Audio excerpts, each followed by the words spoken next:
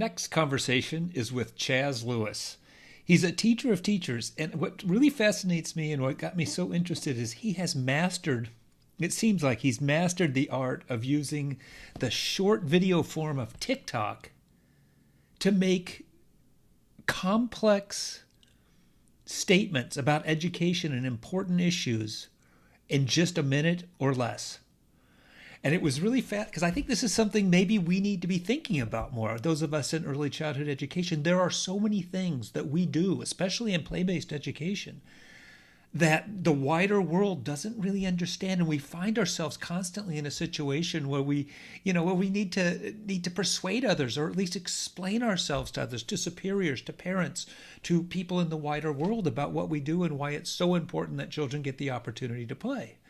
And what Chazz shows us is that we can do this in a concise way, a way to compact our thoughts and ideas. And he does it so brilliantly. I think you're going to really enjoy seeing how he does that. I imagine you'll become a TikTok follower after this because he really is a dynamic speaker, and he does such a brilliant job of doing this.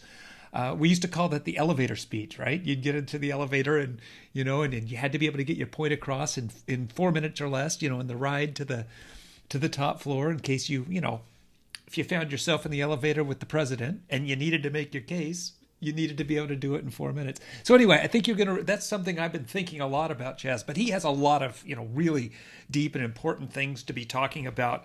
One of the things you're going to hear about, and I want you to really be thinking about this, is that I am often approached on this topic, this idea that is there a bias against males in early childhood education? And is that a problem? And do we need more men in early childhood education? Something to be thinking about and considering. Another thing Chazz talks about that I find so exciting, because this is something I tried to work on with the children that I've always taught. He talks about the art of the protest and how protesting is such a fundamental part of democracy, but it's one of the things we don't teach in our educational system. And Chazz talks about, how we can do that. And I think this is another thing for us all to really consider, because maybe some of us have some reservations about that.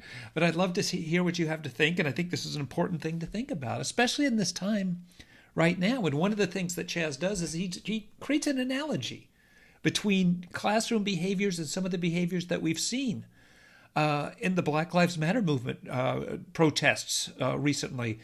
And it asks us to think about some of these things in a way that maybe some of us haven't thought about them yet. I'm really excited that we get to introduce Chazz to everybody, and I think you're going to really enjoy getting to know him as well. Welcome back to the Play First Summit, and I am so excited to introduce you to Chazz. And I have to tell you, here's the thing. Chazz, I found him, or my daughter found him, on TikTok, because we're looking at going on TikTok as a company, and we're really interested and, want to follow other early childhood people. So guess who TikTok served up in my feed was Chazz. Now he's an early childhood educator that is now an educational specialist. And this is mind blowing. You got to tell us how long have you been on TikTok? Well, technically, I got on TikTok back when it was Musically, maybe, a few years back. I downloaded the app. I looked at it. I never really picked it up again until quarantine happened. And my quarantine really started in May. I started to work, even when everything was shutting down, I was still working until some personal things happened with my grandparents that just and other things that were going on that just, was a signal for me that I just should stay home. But while I'm the kind of person who can't just sit at home and nothing, Right. So I actually picked up TikTok again and really saw the opportunity. I had kind of been looking at TikTok for a while because I knew that was going to be like the new Facebook or the Instagram, but I hadn't quite understood, what to do on it. Probably, like a lot of you guys, you probably think of like TikTok, that's for young people, and like, what do they do? Right, like yeah. dancing on it. And, I'm not really a dancer. Like, I got some moves. That's why I keep thinking I can move, but I don't know if I can do it on TikTok, or do I want to? Right. So I downloaded it, and there's some other accounts that I saw that were educating people. I'm like, wow, they're doing like, I could totally do that. And I also noticed that a lot of people around quarantine started to download the app. I saw all kinds of Right. like videos. Some were like in jest to be funny, and some were serious of parents really struggling, trying to figure out what to do with their child, you know, trying to understand their children, all the quirky things that 2-year-olds and infants that, you know, don't quite have an understanding of child development. They may have a great understanding, know their child specifically, but not understanding that development side. And I kind of saw that need. My whole, everything that I've been doing as an educational specialist is pretty much to teach teachers to teach. And that's the short version of it. There's a lot that goes into that. And I'm super passionate about it. Just the way that I came into this industry has just made me super passionate, and just my just intrinsic passion for growing a, you know, a community of humans and growing the next generation of humans. Super passionate about that. But COVID happened. So all the kids went home. Then all the teachers also, well, most of the teachers, most of the kids went home. They're with their parents, and now their parents are the ones struggling. So my thought was, well, why, since I was helping the teachers with the children, why don't I help the parents now, since that seems to be the need? Yes. And so I started making TikToks, and that's kind of how this started. Over time, I started to gain traction. And 51,000 people follow you, dude. That's a lot of people. You know, yeah, that's, and I bet most of it happened since you really started getting your message out. 100%. I had probably less than 10 followers. I said I downloaded TikTok, but it was just like most people, maybe just like watching other TikToks. I didn't really have much content. When I picked it up again, I deleted my old content because like, this doesn't fit with what I'm trying to do.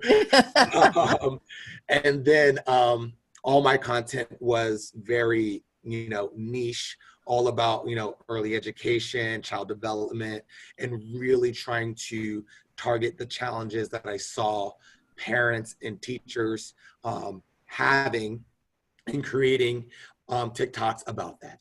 We're going to start by watching one. Yeah, let's We're do going it. to, I have 4 picked out that, because I just think like they got to see, because here's the thing. You have a gift of saying really complex things in a very short amount of time. And I really wanted to play the TikToks because some people may not be familiar, but you only, how much time do you have on a TikTok? 1 minute. 1 1 minute is minute. tops.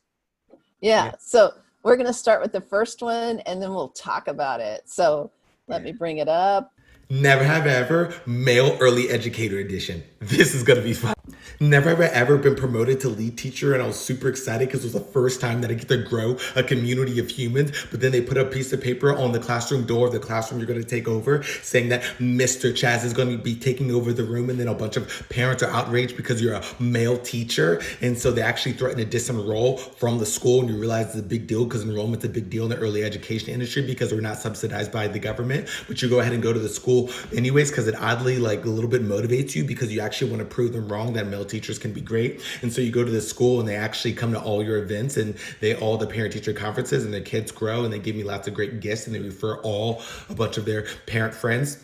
And so that next year my classroom is full.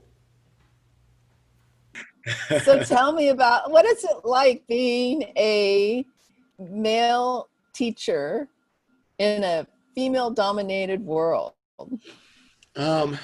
It is interesting to say the least. It is something that the best way that I can kind of, the best way that I can put it is someone the other day when we were talking about this, it's like being a double minority. Yeah. And you have to learn to do things differently. You have to learn to operate differently. You have to have a little bit more awareness of just, you know, generally how things can appear, look, you know, what you do, because it is, you know, and I've seen how investigations happen, and we are taking care of people's most important prize, Yeah. the most important thing in their lives, their children, right? And so I understand the protectiveness, but unfortunately there is a bias against male. People have this perception about males in early education. And I'd say it was pretty tough in the beginning, just kind of figuring out, Navigating that. Yeah. right. Because you see people do other, and one example that I give out that I think everyone kind of understands is that, if you walk into a classroom and you see a, female teacher with children sitting on her lap, most people, their first thought is, oh, they're connecting, how cute, they're connecting with the kids.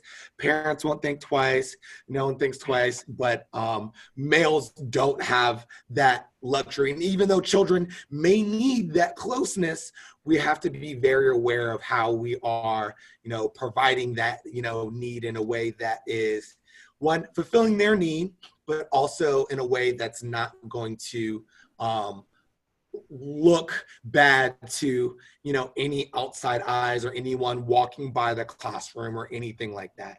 And I think it's so important we have male teachers in early childhood. So, and it is difficult with that bias, Yeah, I actually had a conversation just maybe a couple days ago. And the question was, I was on a Zoom call with other educators, and the question was, why aren't there more male teachers in early education? One person started to say, I think that we need to, encourage young children, young boys to be nurturing and allow them to pick up that baby and nurture that baby. And while, yes, I do agree, and I do think that that's a factor, I think a larger factor as being a male in the industry and also seeing other males come in and out is we have to treat males differently in the industry, right? It is basically what happens, and what the woman said. She's no longer director and she doesn't work for the company I work for, but she said, yeah, you're right. Like, honestly, as a director, I was I was a person who helped with the hiring process. When we saw a male name, we just put it to the side because we knew if they came in for an interview and they were qualified, they were good, then we'd have to hire them. And that comes with its own set of challenges and the perceptions of, and it's not just the company, it's also the clients, the parents, right? I would say it's probably even more the parents a lot of the times than the actual company and the people who are working. At least that's been my experience. And that, that story I told, kind of briefly as an example of that. They hadn't met me. They knew nothing about me. They hadn't seen me. All they knew was my name was Mr. Chazz, and I had a master's in executive leadership. And that's pretty much all it really said about me. And the outrage was specifically because I was a male teacher. It is basically, and it kind of still boggles my mind. That's why it was so hard for me to grasp at the time. Yeah. I've come to kind of, and maybe I shouldn't accept it, but I've come to kind of accept it as like an acceptable form of kind of discrimination, right? Males are not treated the same in early education, and it is an accepted thing that males are, and it may not be policy, but there are practices of like not leaving males alone. And the reason is, again, if there's any, sometimes kids say some crazy things, right? Right. Yeah, totally. And a 100%. parent is going to be more likely to believe a crazy thing if the person they're accusing is a male, because that fits into a lot of people's already preconceived notions about males in early education. So, they don't leave. In my company, I know a lot of other places, males aren't left alone. Males don't do diaper changes. Males, we have to be very careful, even any kind of just Any kind, even hugging children, we have to be very careful with doing it. I have to be very conscious of children. They get really excited. I'm like, Oh my gosh, they do. They cling. yeah. And I'm the favorite teacher in all the schools that I go to.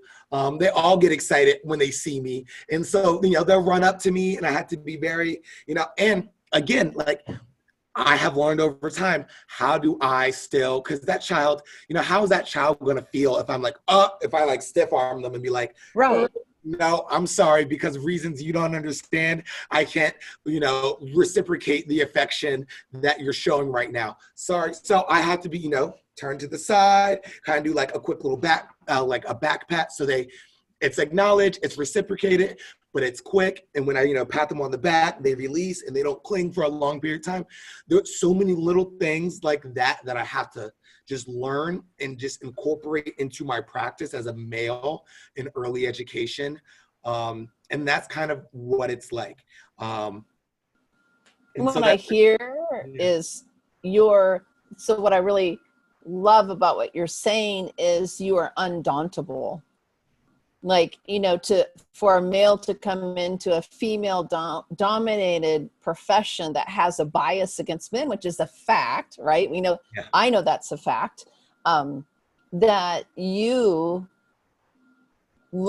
it's your passion. So you found the way to integrate what the child's needs are and so that you could serve that community, and so, I really hear tips for males wanting to enter the field or are in the field, it's really, because because Sally, my mission in life, my mission in life is to enjoy the process of becoming the best version of myself and help others do the same. I want to make the world a better place. I want to help grow the next generation of humans. And even from the beginning, I understood the gravity of what I was doing. And it is so fulfilling to me to, teach the child how to tie their shoes, to teach that child how to solve their problems and to interplay, it is so fulfilling to teach children the skills that they're literally going to use the rest of their life. And the skills that I understand too, as the more I've been here and the more I've worked with adults, the skills that if they don't learn, it's going to dramatically affect them throughout life in the workplace. And I'm sure that many people who are out there working right now have worked with people who maybe they've been really smart cognitively, but they don't know how to work with people, how to talk to people. They don't have those social emotional skills. Yes. So they become the jerk and they tear the whole team down and they make work unbearable for, the people around them. And then the mission of whatever the company gets dragged down too. And we become so much less productive when we don't learn these skills that I'm teaching them, and the teachers that I'm teaching and the parents that I'm teaching and coaching, that we're teaching them right now in their formative years. So yes, well, on that note, I want to show another one of my favorite little clips of you, because you nail this so cool. Good. Cool. All right, because your wisdom, you really have such wisdom about children. I'm gonna break it down for y'all. Behavior is a form of communication. That behavior is communicating a developmental need. Instead of dwelling in irritation when your expectations aren't met or children are misbehaving, get curious about what developmental need that behavior is communicating. For example, if your kid is running around the house, they probably need more physical activity. And they need to learn how they can meet their own needs the next time they have that feeling. And that usually takes time. But don't you think it's worth it to grow emotionally healthy humans who are making a habit out of meeting their own needs? But that requires us to be teaching them how to solve their problems when they're having them, instead of just making them suffer for them. So when you're going to respond to a problem that a child has, ask yourself, is my goal to make them suffer for this problem? Or is my goal to teach them the skills to solve the problem? Focus on the positive. Oh my gosh, that is like pure gold. That Yeah. right there, gold. So like you have such wisdom about children. How did you get so in? I mean, it just seems like it's a part of who you are. How did Mm. you, where did this wisdom come from? How did you know this? So I think it's been a combination of things. Um, one, I wouldn't say I was always the easiest. I might have been somewhat of a challenge myself when I was a child. It wasn't anything violent or anything like that, but it was more, I do remember talking too much in class and asking a lot of questions, more than what many of my teachers preferred. So having that understanding, um, one, I think why I became passionate about education in general, what kind of sparked it is that I've had so many different teachers and varying teaching or learning experiences. I started off going to private school for a large part of my life. I've been in the public school system. For high school, I went to a public and a private high school. Um, I went to an HBCU, which is a historically Black college and university. And then I also went to American University for my master's. So I've had so many different teachers.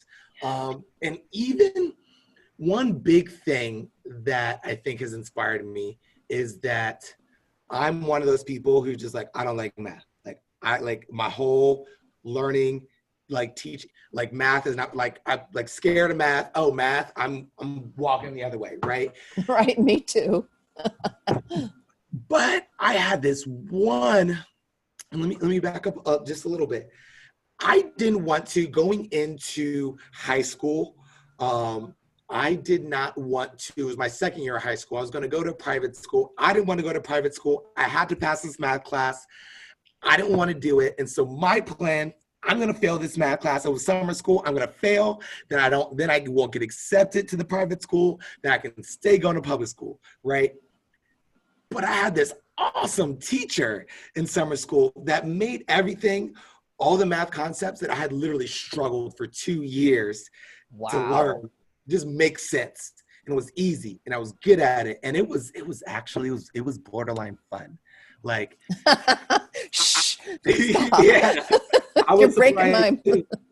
And I remember almost like a kind of a defining moment.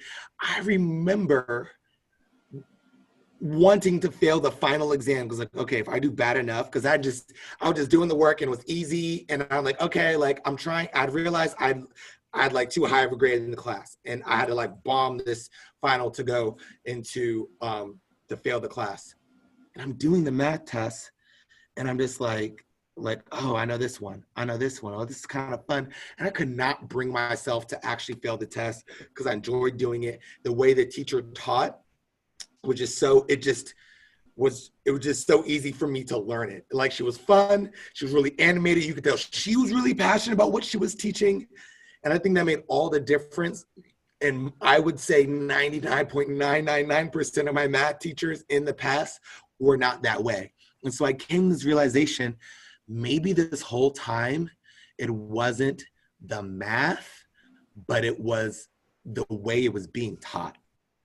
And that was like, oh, for me. Amen. And so I think, yes. so I think that's one of the things that I've just kind of internalized, that's just kind of driven me to like want to enter this field.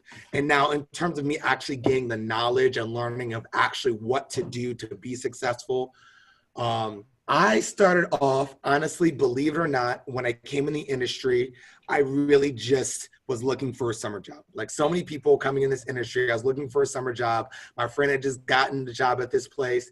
They said they were hiring. So I go, I interview, and like, I probably didn't really, it was summertime. I had like overdressed. I was sweating. I was a mess.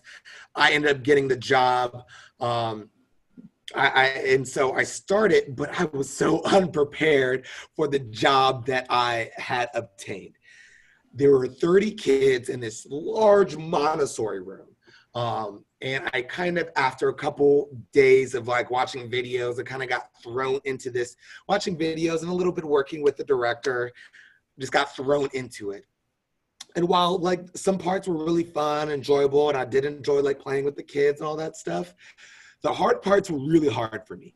And like when they got into conflict, that was really difficult. I didn't know how to handle the conflict, or when they were upset, when they were having a problem.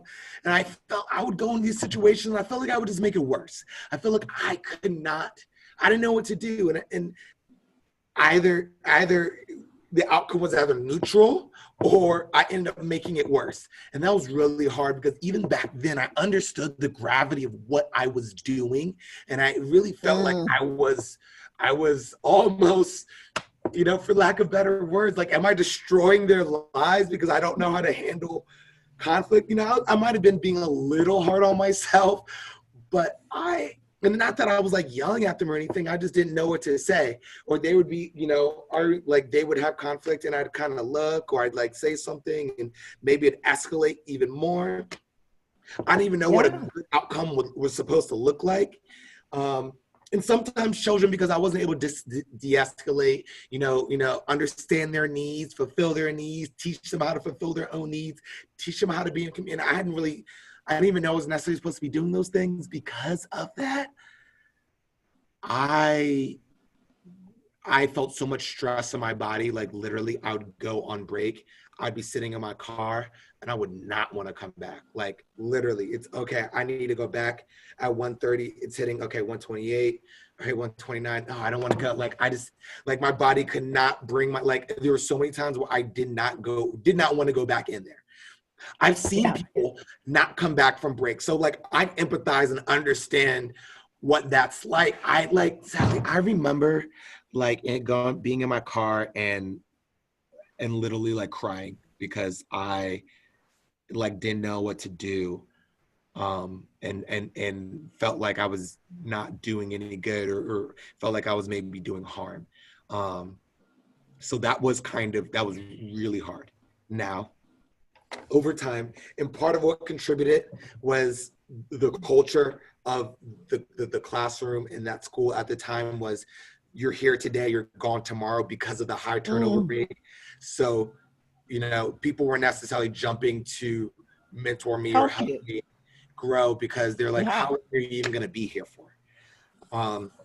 So that was really tough. Now, over time, every day going home and reflecting, okay, what happened? What could I have done better?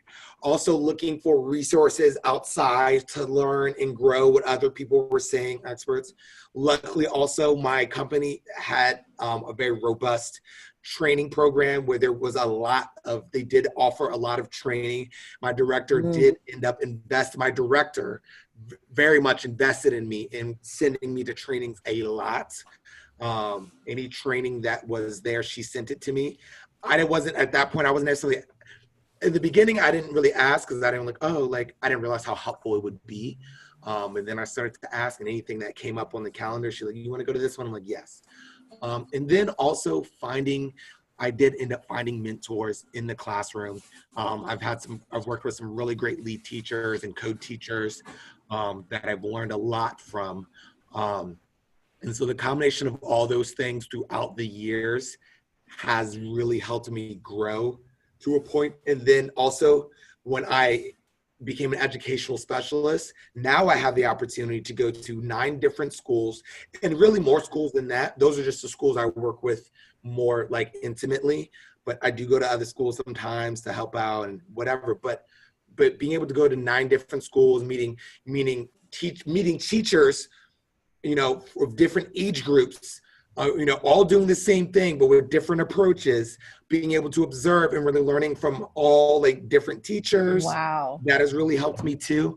And so I've just really been in a constant state and still in a constant state of learning, even though I'm the coach, I'm the teacher who teaches teachers to teach. I also think it's really important to always keep a beginner's mind and to always continuously be learning and looking, and not just being I'm the expert, so I know everything and there's nothing else for me to learn. No, because there is so much nuance. Even what I said in the TikTok, there's so much nuance, especially when we're talking about children. Like, we're talking about people, right? When we're talking about people, there's so much nuance. And that's why I really love to do the coaching. And because I can really individualize the approach and really teach the nuance too. But that's kind of how I got started. That's what I contribute my kind of growth journey to. I also, in the beginning, learning a lot about Montessori. This and Maria Montessori really did help me as a starting point. I've since learned a lot of other like philosophies and all that jazz, and I'm continuing. Well, it sounds like you're hungry, like it is your passion, you know, and I think that's what really distinguishes that educator that stands out is you were unstoppable. You know, how many educators take every PD opportunity, you know, the passionate educators, you know, that study the theorist. I'm curious because I know you're back, your school, your company is, the schools have reopened, correct? Yes, I'm in one right now. Right. So tell me, how has that been, and what have been your regulations and guidelines, and how has, you know, like any tips from the trenches of going back into school? Yeah. So anyone who's been in a part has had a school open during COVID, you know, that is a constant thing that we're changing. Even when before most centers started to close down, there are more and more things being recommended. And I know anyone in that space can kind of knows what I'm talking about. Just the constant change is like, okay, new rule. Okay, new rule. That's kind of like what's going to happen next, right? So phase 2 really started on Friday for us. We're recording this on a Tuesday, and it started Friday. So we're kind of adjusting to this next set of rules right now. And I don't know what phases you guys are in, but what we've been doing is parents don't even come inside the rooms. Parents drop off either in the parking lot or in the lobby. When parents drop off, they wear masks. When usually there's a manager, a director, a supervisor up front to receive the child. We take the temperature of the child, and then as it's not 100.4, we take them back to the classroom. And that manager has to be wearing a mask too, because you know there's that potential that they could come within 6 feet of that parent. Right. So that's what drop off looks like. All teachers, everyone who works, teachers, director who works and comes in through the building, they get a temperature check too. I get a temperature check every day. Today, mine was like 98.2. I kind of like to make a game out of things. So I'm like, ooh, what's my temperature going to be today? Right. So have fun. Now, our guidelines our guidelines just recently changed. Before there were supposed to be no more than 9 children in the room. Now it has changed. 3s and younger, as a phase 2, 3s and younger, there can be 11 people in the room. 3s and younger. Now that includes the teacher. So if you have 2 teachers, that's what I was like. yeah, so it's 11 people in the room. With school age, it goes up to 22. 22 people. Well, okay, so I'm sorry, 4s and up, because that includes 4s and up. There can be up to 22 people in the room. So in the classroom, we do try to.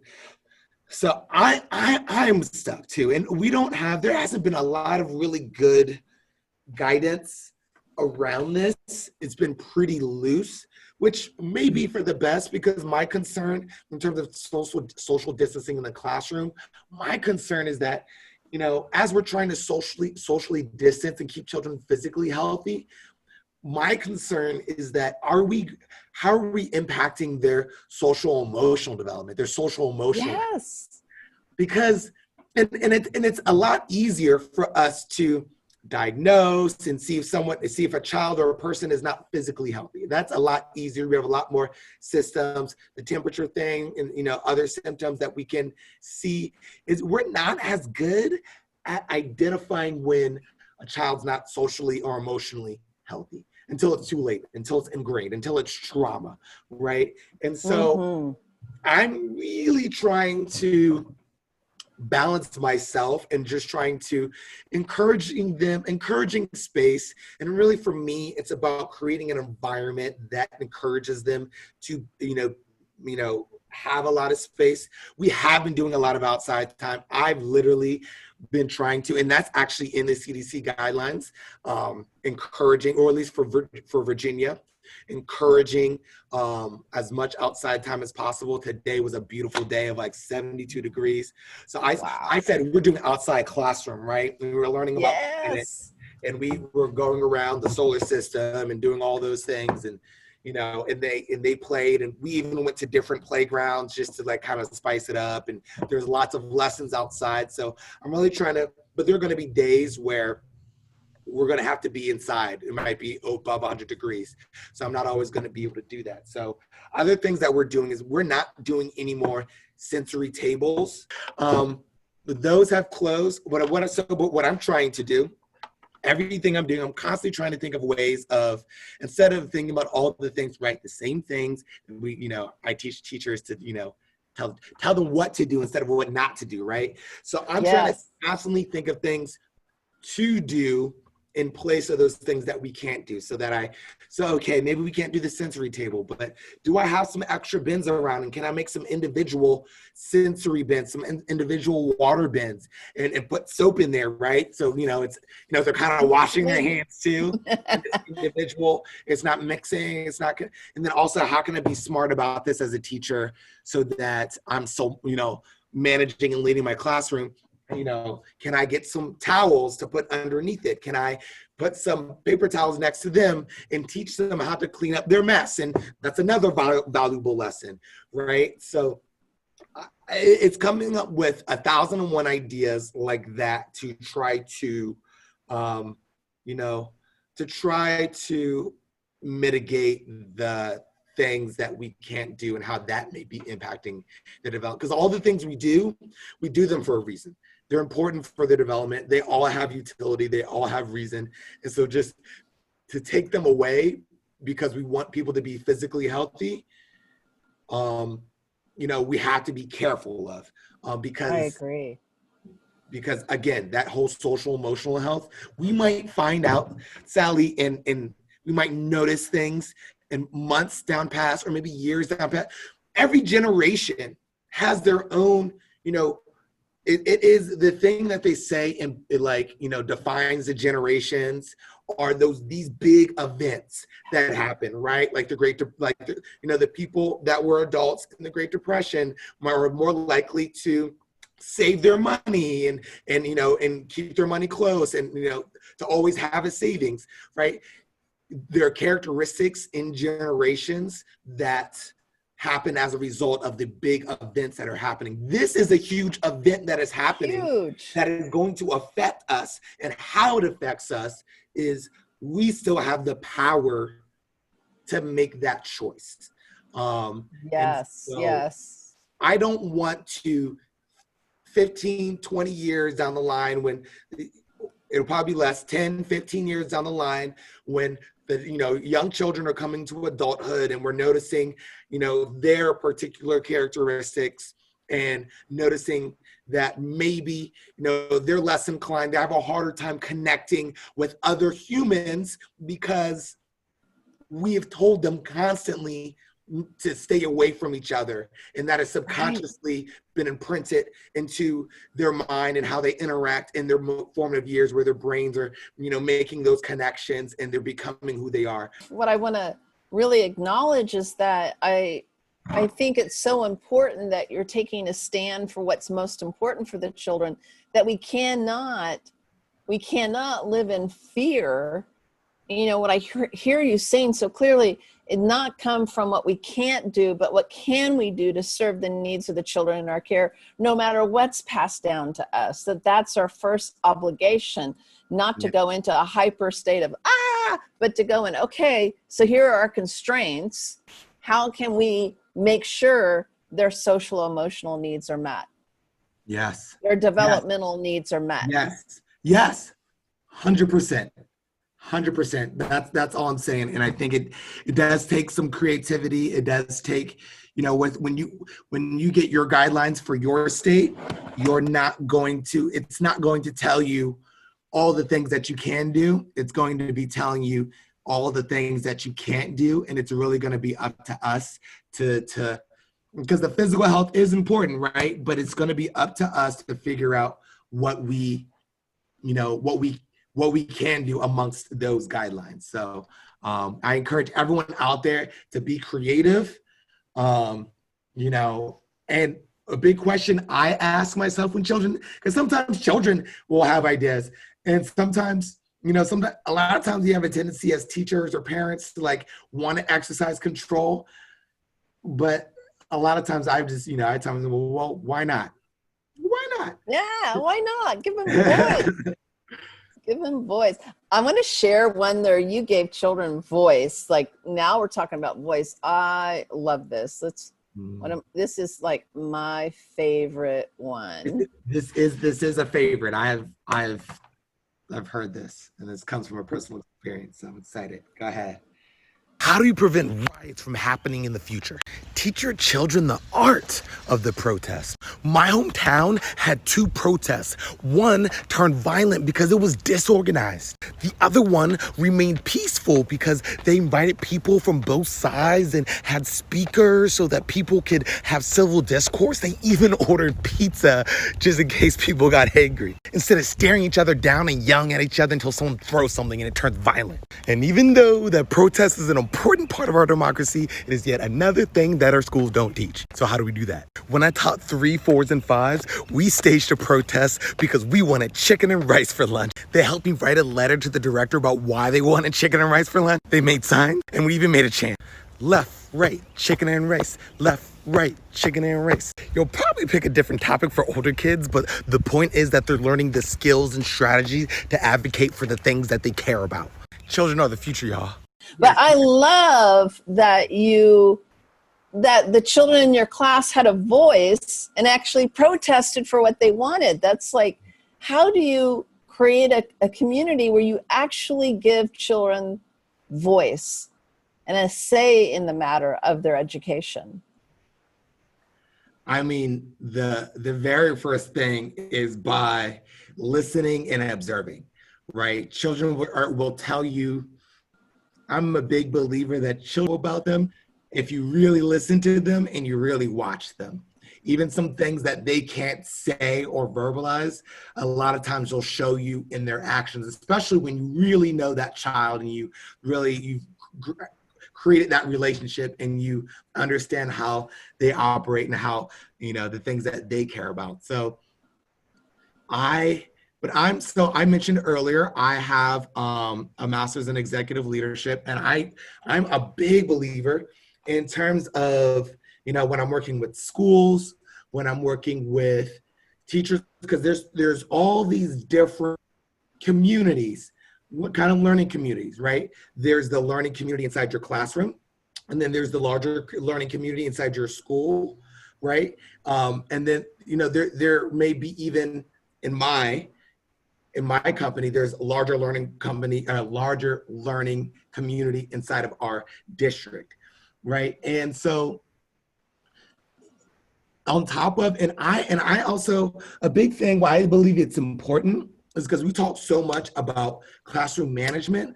What I want to make cool is classroom leadership.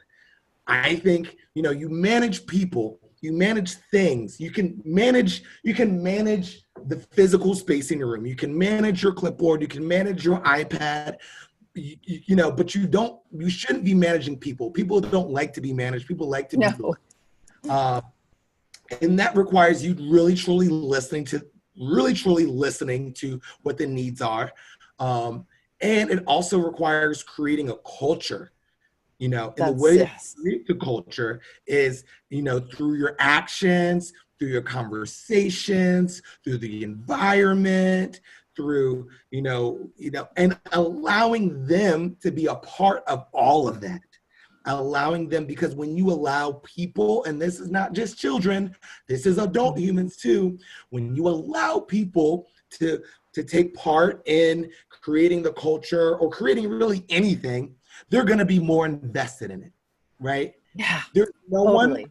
who's more invested than an owner of something, right? They're fully Yeah. invested. Um, and so, and that's what you want too, because when they children and people take ownership of their learning and it's something intrinsic that they want to do, there's so many of the other challenges that we have almost eliminate themselves. Um, And I so, think when I hear that, again, which I just love, is fundamental to me in the classroom, is that you're respecting them as full human beings now who actually have a say in the matter, and that you're giving them voice, that they don't have to, they can actually speak out as they grow up, that we can give them the skills if there's injustice to take a stand for it. We can teach them. yeah, We need to protest sometimes. It's okay. Like the rising of Black Lives Matter, that, get to the streets, stand for what you believe. look, protesting is an essential part of our democracy. It is an essential part of who we are as a country. We are supposed to protest when we want to change something. That's a part of the system, right? But Yes. our education system doesn't necessarily teach us how to do that. And quite honestly, that experience that, I had with my children and where we protested, it came out of, all right, it's Black History Month, we're learning about Martin Luther King. How can I make it real for you? How can I bring it down to your level, for something that you care about? But I believe that that's something that we should teach at all ages, because again, it's a part of being a citizen of our country. And look at what happens. And so I know this is going to get into some other stuff, but the more that we teach people how to have a voice and allow people to have a voice, the less likely they're going to go towards a physical response to get what they need, right? To what they want or what they need. We have to teach people how to do it. We don't teach people how to protest. So what's going to happen when people start to protest and they're frustrated and they're trying to meet a need, right? And the need is a need for survival. Like, think about it. People have seen for years, for generations, for centuries. I've watched my people, be beaten, treated unfairly, discriminated against in all kinds of ways. Right now, we're talking about, police, we're talking about the police and the prison system, but we haven't even touched on healthcare, right? We haven't touched on so many other things, and that's fine. We can keep the focus right now on, the prison industry, and when we get that fixed, maybe we can move on to the other thing, because I think this might be the need right now. But when people, and you see it, anyone who's a teacher, you see it all the time, and you see micro versions of this in your classroom, right? And what we say, use your words, but we really need to do more than just say use your words. We need to teach children how to use the words. We need to teach people what words, especially like a 2 or 3 or 4 year old, we have to give them some words, help them out with that, rather than just use your words a lot of times, because they may not know exactly how to do it. But let's say, Right. You'll see it, maybe the child does use their words, right? and maybe they need to, will you please give me my toy back? I was playing with that. Okay, ignore it. Will you please give me my toy back? I was playing with it. You can have the next turn, and they're ignored. Likely, that child is going to start going to a physical response of grabbing or hitting or something like that. Now, in this situation, we're talking about centuries of trauma, right? Centuries of us watching. Centuries. And trauma isn't, and trauma is not just, trauma is nature and nurture, right? Trauma can be passed down through DNA, the nature side, but also people with trauma tend to spread that. If they don't, especially to their children, if they're not, cognizant and they're not, so we're talking about generations of trauma on top of the fact that even, more recent history of protests. You can talk about the kneeling and how that wasn't, all the different ways that people have protested and people have said, hey, we are literally being beaten and killed and thrown in jail. All the statistics, all the videos. George Floyd is not new. This is not a new thing. This is something that's been happening systematically, that people have been yelling and screaming about, that people have been ignored. So, when protests happen, it is not surprising. It is a natural, normal human, response for people to be going towards the physical way to get what they want, as opposed to continuously using the words because they're seeing that is something that didn't work. And I don't think that I'm not saying that I condone the rioting or the looting or any of the violence or anything like that. But I also wonder if people just protested the way they were protesting before, would people have been paying attention, right? I agree. People haven't been paying attention to the, past, we'll talk after Jim Crow. We'll just say like the past. We'll just talk after Jim Crow, right? Because that's when people could say it's not as acceptable, at least for the discrimination in all that's happening. People have asked for this for prison reform, for brutality from the police. I know. And the bias of police officers, coming. I've known friends who are people of color that will say, they're stopped multiple times by the police driving, and I'm driving the same route. I'm never stopped. It's just a fact. There is a bias that we have to begin to put legislature in place that makes it not okay. Now, a police officer puts their knee on someone's neck, and you bet they're fired. We have to put standards down. Now, that's right. Now, and and some things have been happening. Some legislation has been passed, and I wonder if people were quiet and weren't making noise. It's kind of like.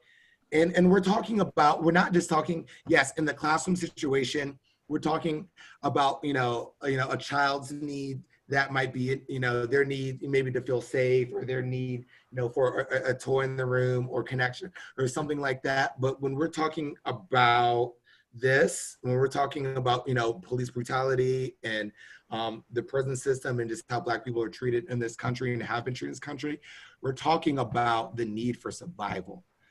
That very bottom part of Maslow's hierarchy of needs, right? So exactly.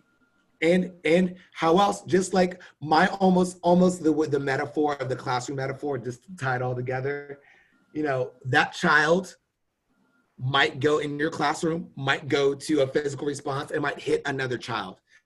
That is the result of a need not being met. And that's something that we can teach through. We can fulfill that need, and we can teach the child to meet their needs and how to solve that problem, right? But a lot of times we don't even know that that child is struggling until they hit someone. And then that's a signal for us, like, oh, wow, this is serious. People are getting hurt. That's almost kind of how, you know, I see the rioting and the looting. It created that shock value to cause people to pay attention and be like, wait, okay, whoa, what's going on? Whoa, wait, you said that, so wait, slavery's still legal as long as as it's a punishment? And oh wait, there have been, you know, so many things put into place systematically that, you know, encourage police officers to, you know, throw Black people in jail and to give, you know, and that focus that are unfairly, you know, the same rules but unfairly enforced on Black people as opposed to a similar situation if it's a white person. You know, yeah, go ahead. Last thing, anyone who wants to, because, you know, someone's called it like the awakening, like a lot of people are educating themselves a lot more. Like I said in the beginning, I'm all about enjoying the process of becoming the best version of yourself. So I really like to, when I find resources that are really digestible to watch, Yes. but I feel like are really impactful and have a lot of really good information, I try to share it. And I really do think the 13th on Netflix, it's on Netflix, but it's also on the Netflix free YouTube channel. I also think it's a really good documentary to watch if you're trying to, if you're trying to get more context to what I'm saying about how, you know, it's modern slavery. Slavery is still happening. It's just in the prison industrial system. And if you want to learn more about that, then watch the 13th. They do a really good job. You know, and what I really haven't really made this connection until our talk, that when we stand for children's voices in our education system, when we let them have a say in how it's going and, if you will, co-construct or be alongside of us, then we're actually teaching them to stand up for their own rights when they grow up, because their voice mattered.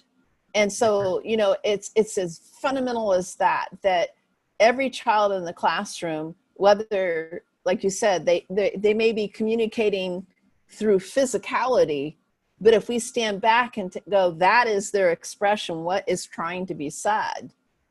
Yes. What a massive leap for our humanity to begin educating children from that they are full citizens. They have a voice. It matters.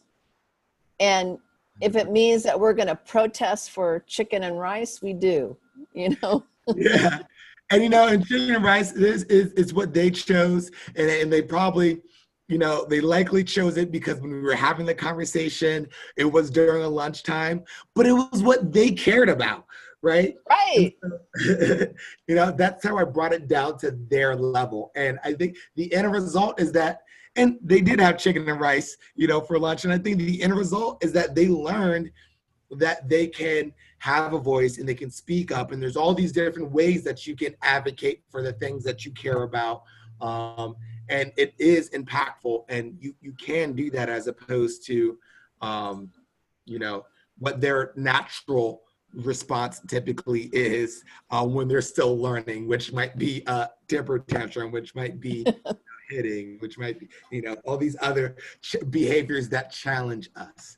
And when we teach them, and I in my classroom, in terms of creating this culture, I create a culture where they know they can ask me things, they can talk to me about things, that it is a safe space that they can, you know, if they want to do something and they're not sure about, I create a culture where they know that I'm there, like, to help them, you know, to help them, to facilitate and help them do all the things that they want to do.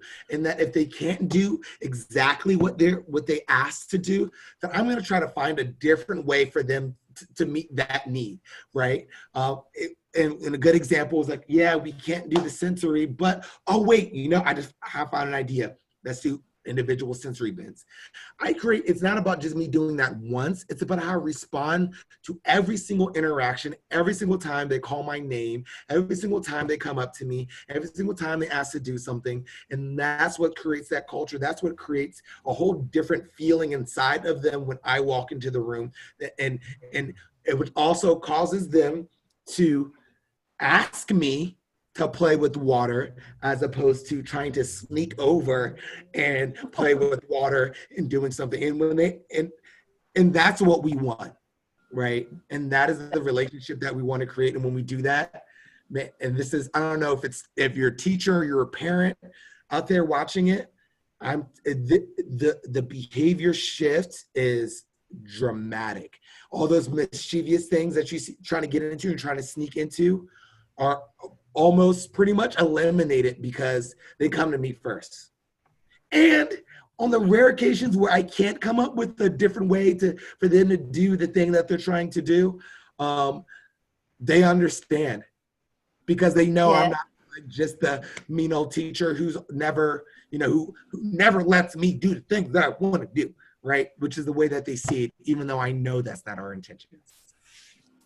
So. Well, this has been an incredible conversation. Where can people connect with you if they want more of your wisdom? And I'm telling you, you want to go to this TikTok channel for sure. Yeah. So, guys, everyone out there, if you kind of enjoyed listening to me or the philosophy, if you enjoy the TikToks, I love doing the TikToks because it does force me to be brief and to condense the complex, ideas. But unfortunately, it does not allow me to a lot of times add the nuance that I also feel is really helpful for people. So I have a Patreon. So it's www.patreon.com/Mr. Chazz. I think we're having it down right here. I think it's going to be down right here. I told you guys I work in 9 different schools. One district, 9 different schools. When I first got this position, I knew like my first thing, the foundation of everything is relationships, right? So I knew the first thing I wanted to do was to teach everyone my name, right? And me knowing the power of music, the power of song, I made a little name song to help people remember my name. So I'm going to sing it to you right now. So hopefully it'll help you guys remember my name. And also it'll just, I don't know, it's just one of the things that I do. I love it. Yeah. And it kind of became somewhat of a theme song. I would go into the classroom. I got to stand up for this one. And I go to the classroom. I kind of would dance with it too. And I'd be like, I'm just so it's authentic. I'm gonna walk into the shot and then do it. Yes. Oh look, Mr. Chazz is here, and I pop into the door and be like, "What's my name, Mr. Chazz? What's my name, Mr. Chazz? What's my name, Mr. Chazz? Mr. Chazz, Mr. Chazz." So I love it. Oh my gosh. Yeah. So. The joy you bring to it. And again, I think that's so important for educators. I appreciate the joy that you've shown throughout this whole interview, that you bring that passion, that joy of life to the children you teach, giving them voice and advocating for them. And, even in the midst of new guidelines, thinking first, the positive, what can I give them? It's just brilliant. Thank you so much for sharing your wisdom and your joy. It's been a delight. No problem. I'm here to make the world a better place. I want my impact to be exponential. That is why I'm here. That's why I moved from being, a teacher in my classroom to be an educational specialist. That is why I'm on social media. I'm on TikTok and I'm on Instagram. I'm also on Instagram as Mr. Chazz if you don't have a TikTok. And I just want to have as large of an impact as possible. So you're doing it. For allowing me to be here, for inviting me, for finding me. And I'm really excited to connect with some of the people out there who are listening to this or watching. Let's change the world, y'all. We can do it. We're going to do it. We're going to do it. Yes.